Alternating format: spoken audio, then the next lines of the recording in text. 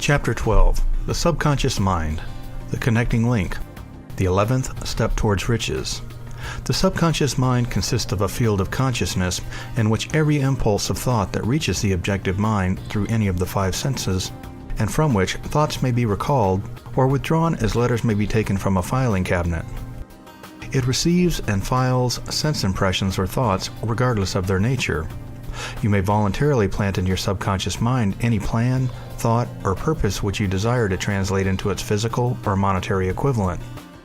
The subconscious mind works first on the dominating desires, which have been mixed with emotional feeling such as faith.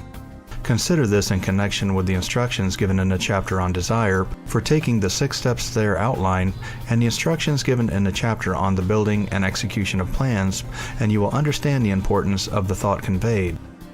The subconscious mind works day and night.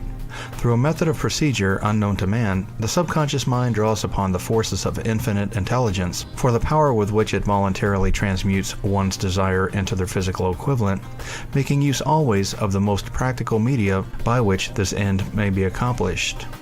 You cannot entirely control your subconscious mind, but you can voluntarily hand it over to any plan, desire, or purpose which you wish to transform into concrete form. Read again instructions for using the subconscious mind in the chapter on autosuggestion.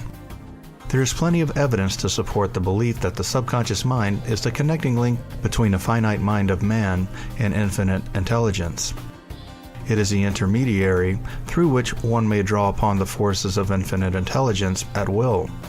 It alone contains the secret process by which mental impulses are modified and changed into their spiritual equivalent. It alone is the medium through which prayer may be transmitted to the source capable of answering prayer. The possibilities of creative effort connected with the subconscious mind are stupendous and imponderable. They inspire one with awe. I never approached the discussion of the subconscious mind without a feeling of littleness and inferiority due perhaps to the fact that man's entire stock of knowledge on the subject is so pitifully limited.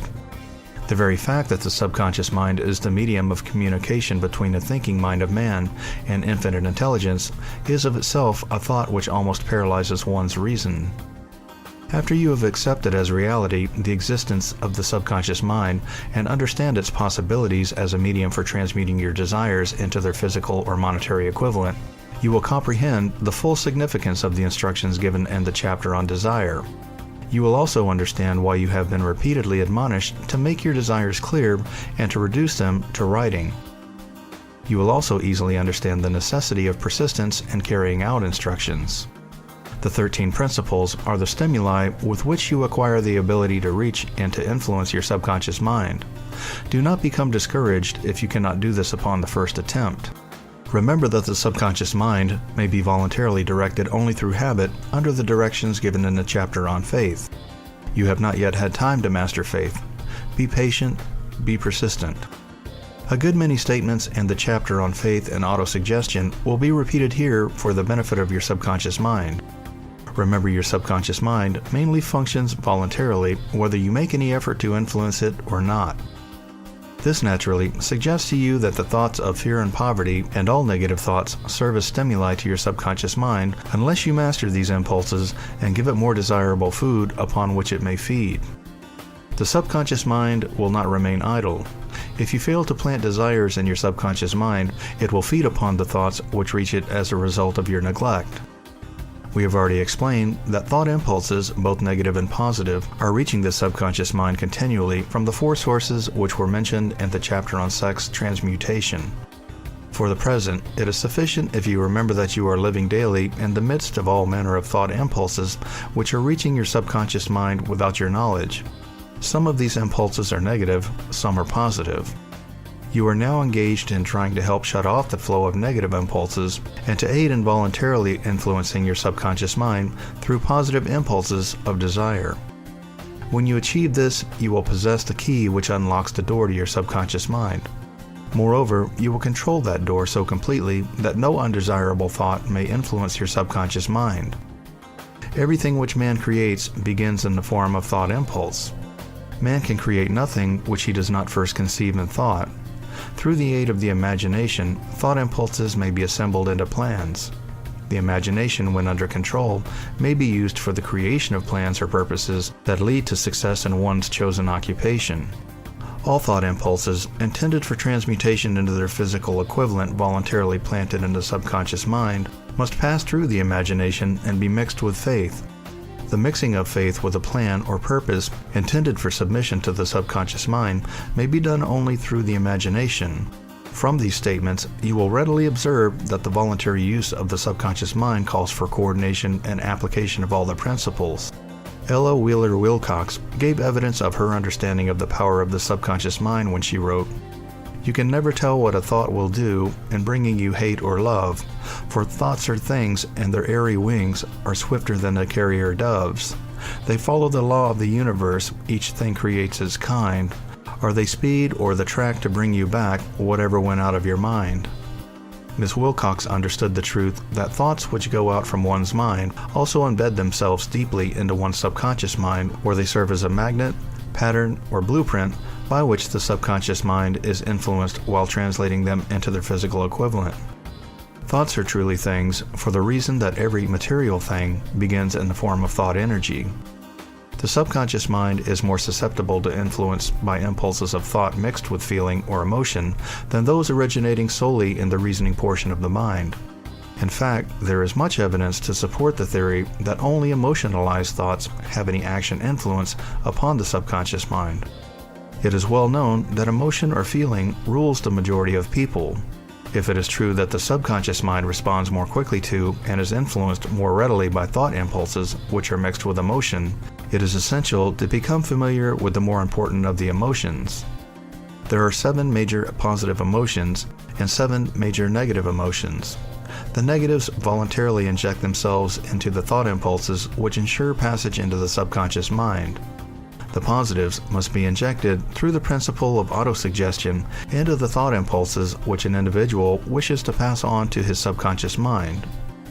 Instructions have been given in the chapter on autosuggestion.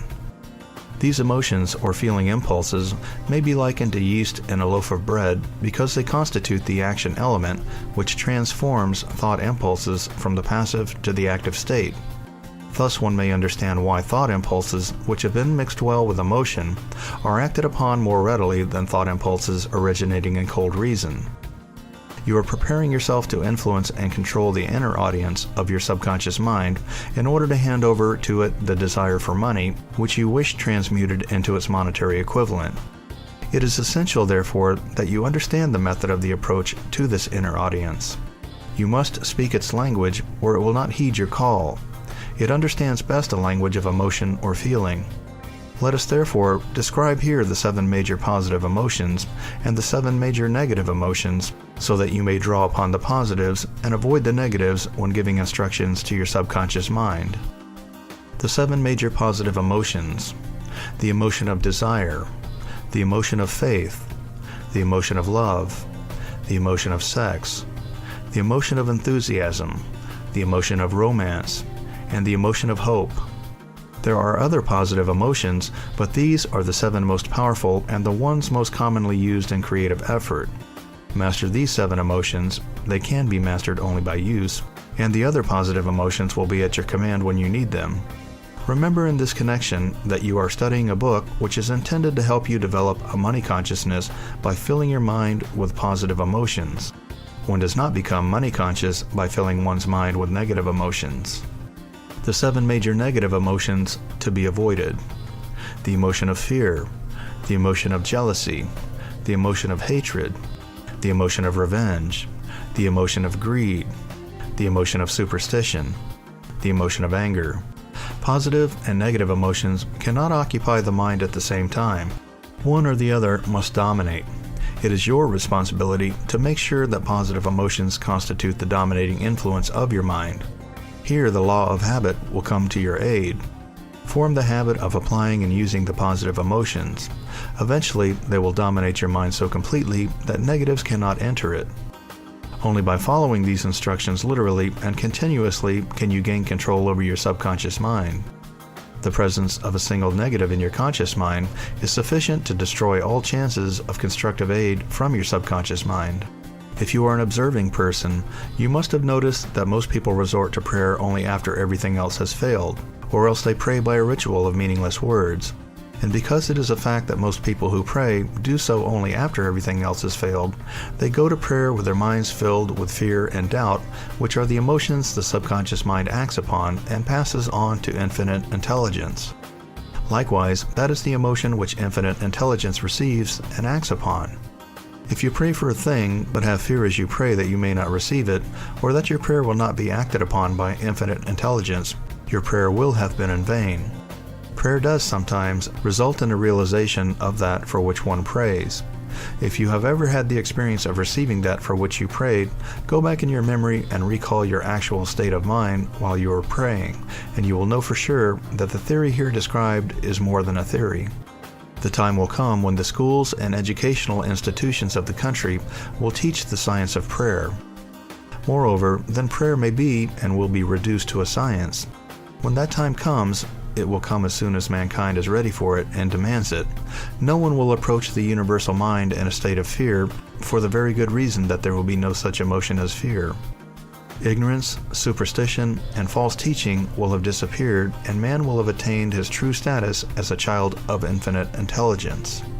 A few have already attained this blessing. If you believe this prophecy is far-fetched, take a look at the human race in retrospect. Less than 100 years ago, men believed the lightning to be the evidence of the wrath of God and feared it. Now, thanks to the power of faith, men have harnessed the lightning and made it turn the wheels of industry. Much less than 100 years ago, men believed the space between the planets to be nothing but a great void, a stretch of dead nothingness. Now, thanks to the same power of faith, men know that far from being either dead or a void, the space between the planets is very much alive, that it is the highest form of vibration known, excepting perhaps the vibration of thought. Moreover, men know that this living, pulsating, vibratory energy which permeates every atom of matter and fills every niche of space, connects every human brain with every other human brain. What reason have men to believe that the same energy does not connect every human brain with infinite intelligence? There are no toll gates between the finite mind of man and infinite intelligence. The communication costs nothing except patience, faith, persistence, understanding, and a sincere desire to communicate. Moreover, the approach can be made only by the individual himself. Paid prayers are worthless. Infinite intelligence does no business by proxy. You either go direct or you do not communicate. You may buy prayer books and repeat them until the day of your doom without avail. Thoughts which you wish to communicate to infinite intelligence must undergo transformation, such as can be given only through your own subconscious mind. The method by which you may communicate with infinite intelligence is very similar to that through which the vibration of sound is communicated by radio. If you understand the working principle of radio, you of course know that sound cannot be communicated through the ether until it has been stepped up or changed into a rate of vibration which the human ear cannot detect.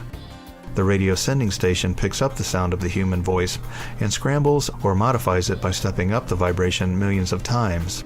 Only in this way can the vibration of sound be communicated through the ether. After this transformation has taken place, the ether picks up the energy, which originally was in the form of the vibrations of sound, carries that energy to radio receiving stations, and these receiving sets step that energy back down to its original rate of vibration so that it is recognized as sound. The subconscious mind is the intermediary which translates one's prayers into terms which infinite intelligence can recognize, presents the message, and brings back the answer in the form of a definite plan or idea for procuring the object of the prayer. Understand this principle, and you will know why mere words read from a prayer book cannot and never will serve as an agency of communication between the mind of man and infinite intelligence. Before your prayer will reach infinite intelligence, a statement of the author's theory only, it probably is transformed from its original thought vibration into terms of spiritual vibration. Faith is the only known agency which will give your thoughts a spiritual nature. Faith and fear make poor bedfellows. Where one is found, the other cannot exist.